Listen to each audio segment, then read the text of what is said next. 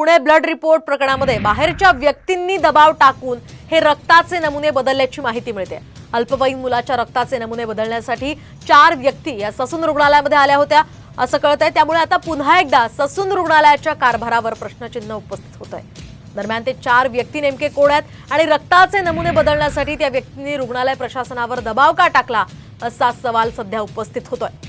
आपण पाहतोय ससून रुग्णालयावर सध्या विविध प्रकारचे आरोप करण्यात येत आहेत आणि याच पार्श्वभूमीवर ही महत्त्वाची अपडेट आपण पाहतोय। 4 जणांनी ससूनमध्ये येऊन रक्ताचे नमुने बदलल्याचा आरोप आहे। दरम्यान नेमके काय प्रश्न या निमित्तानं निर्माण होत आहेत आपण सविस्तर पाहूयात। तर ससून रुग्णालयात आलेले ते 4 खासगी व्यक्ती नेमके कोण होते?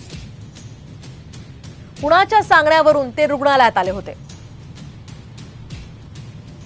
रुग्णालयातील डॉक्टरांवर त्यांनी दबाव का टाकला असे महत्त्वाचे प्रश्न या निमित्तानं उपस्थित होत आहेत। तर आपण पाहतोय पुणे ड्रंक अँड ड्राईव्ह केसमध्ये आता विविध खुलासे खरं तर रोज पाहायला मिळतात आणि यामध्ये आता हे 4 व्यक्ती नेमके कोण आहेत याचा तपास पोलिसांना लागतो का ते पाहणं अतिशय महत्त्वाचं असणार आहे। पुणे अपघात प्रकरणातल्या अल्पवयीन आरोपीचं बदललेलं रक्त हे एका महिलेचं आहे असं आता चौकशीच्या समितीच्या अहवालात नमूद केल्याची माहिती सूत्रांनी दिली आहे। दरम्यान आता ते रक्त अल्पवयीन मुलाच्या आईचं असल्याच्या चर्चांना उधाण आलंय।